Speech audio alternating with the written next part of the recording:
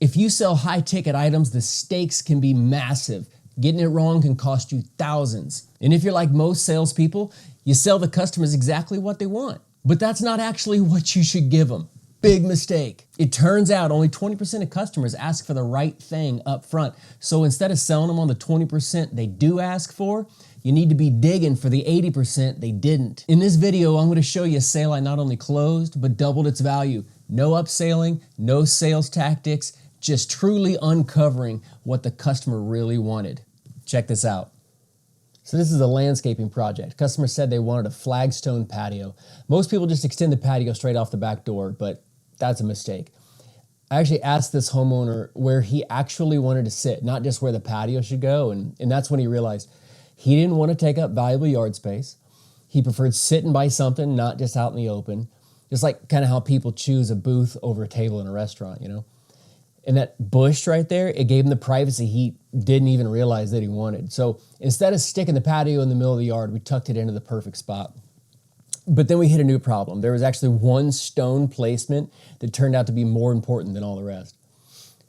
Every stone matters, sure, but this one literally changed everything for this guy. The homeowner wanted to grill, but never even thought about where he'd do it, you know? He assumed a patio was just a patio, but when I asked him to picture carrying food in and out of the house, he realized that it needed to be figured out. So we gave the grill, that little egg right there, its own dedicated spot. See that stone? Close the door right where it needed to be. He uncovered that need. But that wasn't the only thing he hadn't considered. He never really thought about how people would actually get around the house. And I know that most people think of patios as entertainment spaces, but what if you need to go somewhere? You know, like I asked the homeowner, how often do you go outside just to sit versus actually doing something? And he realized it was like 10-to-1 utility over leisure. So instead of just a patio, we added that pathway, that small little pathway right there. And funny enough, even his old patio didn't even actually give him that kind of access. But the biggest surprise, he needed more places to sit.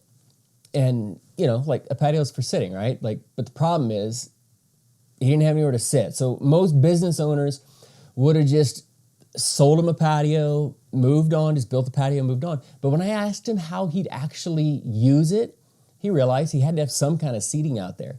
And he didn't want to spend thousands on furniture that breaks, fades, whatever.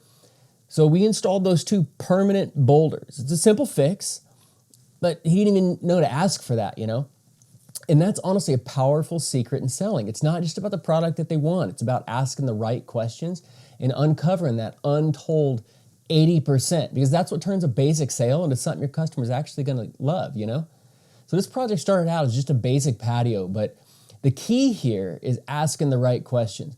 And I break this down step by step in my other video up here. It talks about this thing I call the clarity loop. But anyway, nothing about this sale was random. Like every question I asked uncovered more of that 80%. It's the stuff that the customer didn't even know he needed, you know? Most people don't think about this because after all, you don't know what you don't know. And that's why it's your job as a salesperson to ask great questions.